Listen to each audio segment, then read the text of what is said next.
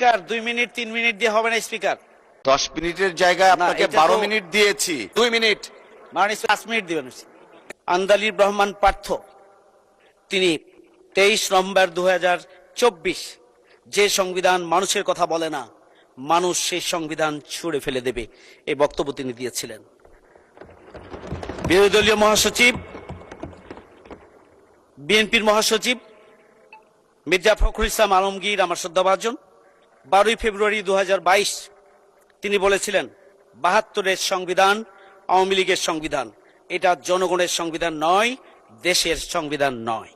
চলমান আন্দোলনকে নিয়ে কোনো ষড়যন্ত্র করার সুযোগ যেন না পায়, সেই জন্য আমরা নিষিদ্ধ ঘোষিত হওয়ার পরও আমরা সেই দিন রাজপথে অনড়, অটল এবং অবিচলভাবে আমরা ভূমিকা পালন করেছিলাম। মাননীয় স্পিকার,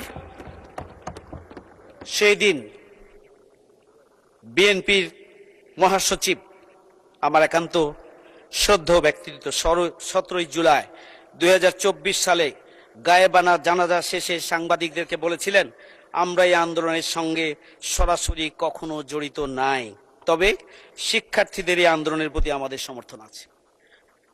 মাননীয় স্পিকার, জুলাই গণঅভ্যুত্থান সংবিধানের কোনো ধারা মেনে হয়নি। মাননীয় স্পিকার, আমার নির্ধারিত সময় আমাকে বাড়িয়ে দেবেন।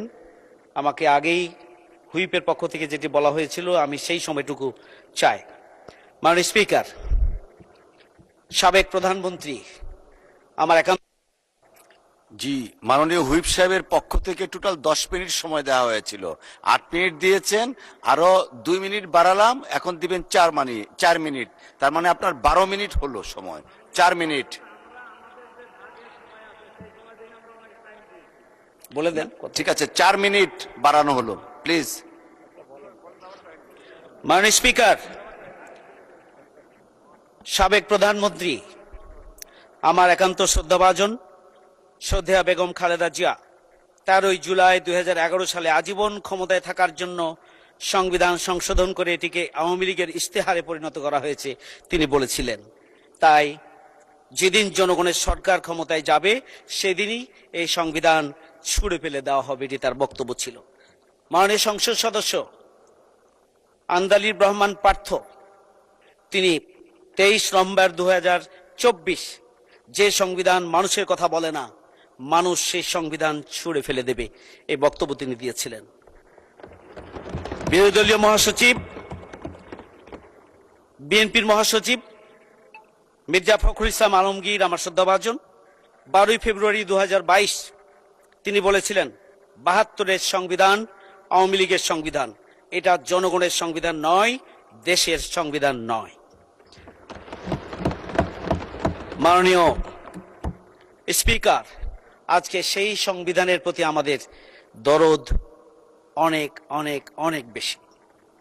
প্রেসিডেন্টের একই আদেশে জাতীয় সংসদ নির্বাচন হলো এবং গণভোট অনুষ্ঠিত হলো। জাতীয় সংসদ মানি, গণভোট মানি না। আমার তরকারি পছন্দ, গোস্তটা আমি খাই, ঝোলটা আমার পছন্দ না, এটা দ্বিচারিতা ছাড়া আর কিছু হতে পারে না। মাননীয় স্পিকার, আজকে গণভোটের কথা বলা হয়েছে।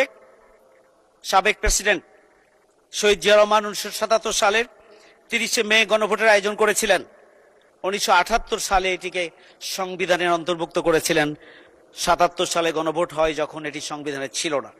প্রেসিডেন্ট এরশাদ 1985 সালের 21 মার্চ গণভোট আয়োজন করেছিলেন।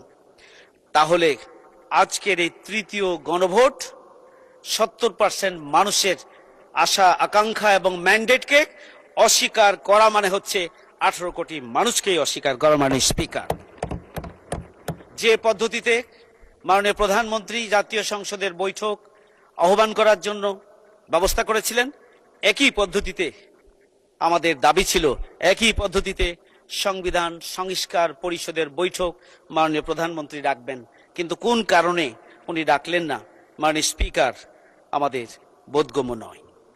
জুলাই গণঅভ্যুত্থানে ছাত্র জনতার আকাঙ্ক্ষা ছিল বৈষম্যহীন বাংলাদেশ চাই, দুর্নীতিমুক্ত বাংলাদেশ চাই, নিরাপদ এবং বসবাসযোগ্য বাংলাদেশ চাই।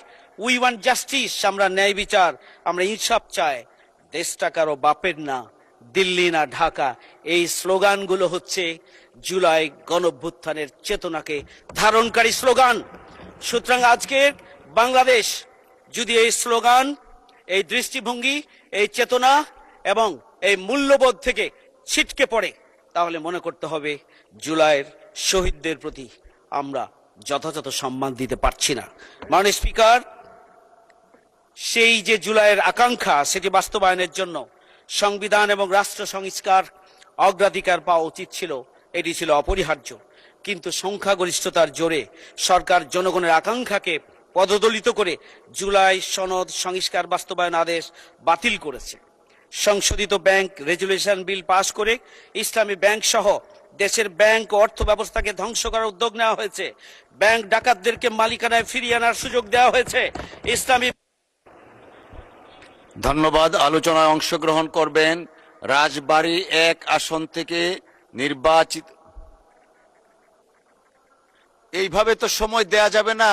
10 মিনিট অ্যালোকেশন ছিল, 12 মিনিট দিয়েছি, আর 1 মিনিটে শেষ করেন। 1 মিনিটে শেষ করেন প্লিজ। স্পিকার 2 মিনিট 3 মিনিট দিয়ে হবে না। স্পিকার, মাননীয় স্পিকার, আমাকে তো হুইপের পক্ষ থেকে বলা হয়েছে 20 মিনিটের সময় দেয়া। এটা তো আমাদের সময় থেকেই আমরা নিচ্ছি, এখানে তো অন্যটা হওয়াটা উচিত না। মাননীয় স্পিকার, মাননীয় সদস্য, আমার এখানে লেখা আছে আপনার সর্বোচ্চ সময় 10 মিনিট। তো 10 মিনিটের জায়গায় আপনাকে এটা তো- 12 মিনিট দিয়েছি। আপনি তো আর মানে এন্ডলেস না তো আমাদের বক্তব্যের সময়। Every minute counts. আপনি বক্তব্য শেষ করুন, আমি আবার গড়ি স্টার্ট করতে বলবো। 2 মিনিটের মধ্যে শেষ করবেন দয়া করে। মাননীয় স্পিকার 5 মিনিট দেন, আমি এর মধ্যেই শেষ করবো। আমি তাহলে অন্যদিকে যাব। মাননীয় স্পিকার। 2 মিনিট। মাননীয় স্পিকার 5 মিনিট দিবেন। Speaker 5 minute. ইসলামী ব্যাংক দখলের কোন চক্রান্তই ব্যাংকের গ্রাহক এবং শেয়ার হোল্ডারগণ বাস্তবায়ন হতে দেবে না।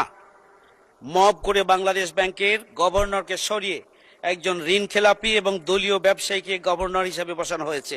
এই ধরনের গভর্নরের হাতে ব্যাংক আমানত, এটা কখনোই নিরাপদ থাকতে পারে না।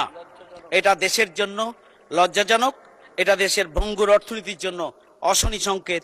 মাননীয় স্পিকার, গুম খুন অধ্যাদেশ, মানবাধিকার কমিশন অধ্যাদেশ, দুর্নীতি দমন কমিশন অধ্যাদেশ, পুলিশ সংস্কার কমিশন অধ্যাদেশ সহ স্বাধীন বিচার বিভাগ প্রতিষ্ঠার লক্ষ্যে পৃথক সুপ্রিম কোর্ট সচিবালয় প্রতিষ্ঠার অধ্যাদেশ, বিচারপতি নিয়োগ অধ্যাদেশ সংসদে আলোচনা ছাড়াই ল্যাপস করে দেওয়া হয়েছে।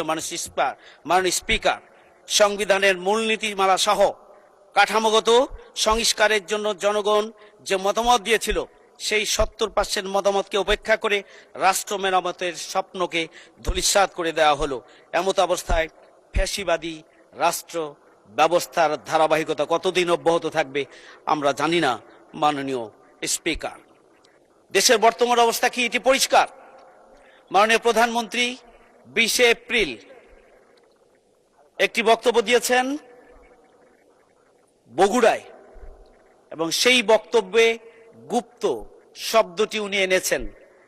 আমি জানি না যে এটির ব্যাখ্যা কি হতে পারে, ব্যাখ্যা আসলে হয়তো আমাদের জানা পরিষ্কার হবে। কিন্তু এর প্রেক্ষিতে যে প্রতিক্রিয়া হয়েছে, ঢাকা বিশ্ববিদ্যালয় সহ বাংলাদেশের বিভিন্ন শিক্ষা প্রতিষ্ঠানে ছাত্রদের মধ্যে উত্তেজনা তৈরি হয়েছে, সংঘাত তৈরি হয়েছে।